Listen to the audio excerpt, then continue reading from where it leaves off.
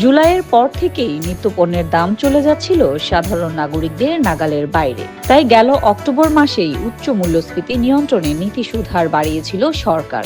আর এতে ব্যাংক ঋণের সুদ হারও পাল্লা দিয়ে বেড়েছে। সুদ বেড়ে যাওয়ায় ব্যাংক ঋণের উপর নির্ভরশীল ছোট, মাঝারি ও বড় ব্যবসায়ীদের কপালে দুশ্চিন্তার ছাপ পড়েছে। ব্যবসায়ীরা বলছেন, দেশে চলমান অস্থিরতায় অত্যাবশ্যকীয় নিত্যপণ্য নয় এমন পণ্যের চাহিদা কমে গেছে অনেকখানি। তাতে অধিকাংশ প্রতিষ্ঠানের বেচা বিক্রিতে ধস নেমেছে। তারপরও এমন পরিস্থিতিতে ঋণের সুদহার বেড়ে যাওয়ায় বাড়তি চাপ তৈরি হয়েছে ব্যবসায়ীদের উপর। সুদহার অত্যাধিক বেড়ে যাওয়ায় ব্যবসা সম্প্রসারণ কিংবা নতুন বিনিয়োগের পরিকল্পনা থেকেও সরে আসছেন অনেক উদ্যোক্তা। শুধু সুদহার বাড়িয়ে মূল্যস্ফীতি নিয়ন্ত্রণের কৌশলের যৌক্তিকতা নিয়েও কেউ কেউ প্রশ্ন তুলেছেন। গেল বছরের জুনেও ব্যাংক ঋণের সুদের হার ছিল 9%। বর্তমানে তা বাড়তে বাড়তে 14 থেকে 15% দাঁড়িয়েছে।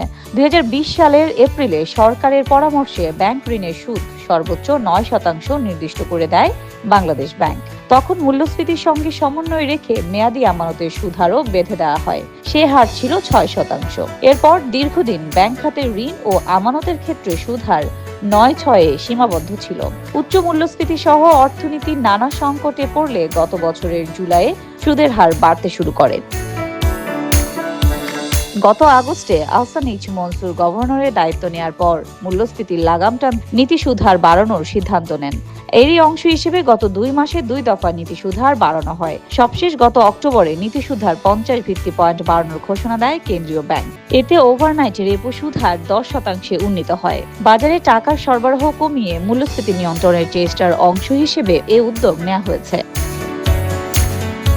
বাংলাদেশ ব্যাংকের তথ্য অনুযায়ী চলতি 24-25 অর্থ বছরের প্রথম 2 মাসে মূলধন সংশ্লিষ্ট যন্ত্রপাতি আমদানির জন্য 28 কোটি 50 লাখ ডলারের ঋণপত্র বা এলসি খোলা হয়েছে, যা গত বছরের একই সময়ের চেয়ে 43.71% কম। এমনকি এই সময়ে প্রাথমিক কাঁচামাল আমদানিও কমেছে 9.81%।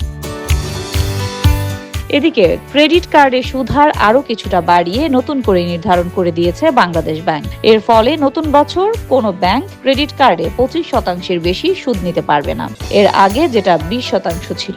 আর ক্রেডিট কার্ডে সুদ আরোপ শুরু হবে ঋণ পরিশোধের নির্ধারিত সময়ের পর থেকে। ক্রেডিট কার্ড নিয়ে নতুন এই নির্দেশনা নতুন বছরের প্রথম দিন থেকে কার্যকর হবে। ব্যাংকগুলোর ঋণের চাহিদা ও ঋণযোগ্য তহবিলের যোগান সাপেক্ষে এই সীমার মধ্যে ক্রেডিট কার্ডের সুদ হার নির্ধারণ করা হবে বলেও জানিয়েছে বাংলাদেশ ব্যাংক। বাংলাদেশ ব্যাংক বলছে, ইসলামী শরিয়া ভিত্তিক ব্যাংকগুলো তাদের প্রদত্ত বিনিয়োগের ক্ষেত্রে উল্লিখিত নির্দেশনা অনুসরণ করতে মুনাফার হার নির্ধারণে প্রয়োজনীয় ব্যবস্থা গ্রহণ করবে। অন্যান্য নির্দেশনা অপরিবর্তিত থাকবে।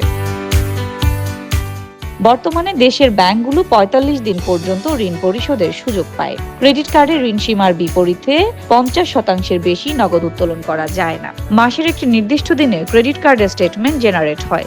যে তারিখে কার্ড বরাদ্দ হয় সে তারিখেই ওই কার্ডের স্টেটমেন্ট জেনারেট হয়ে থাকে। একবার স্টেটমেন্ট জেনারেট হওয়ার পর পরের স্টেটমেন্ট জেনারেট হওয়া পর্যন্ত অতিরিক্ত দিন সহ ব্যাংক ভেদে প্রায় 50 দিনের, তবে এটিএম থেকে নগদ টাকা তুললে সেক্ষেত্রে এই ইন্টারেস্ট ফ্রি পিরিয়ড প্রযোজ্য হয় না। ইন্টারেস্ট ফ্রি সময় পাওয়া যায়, আর অতিরিক্ত দিনে বিল মিটিয়ে দিলে সুদ গুনতে হয় না।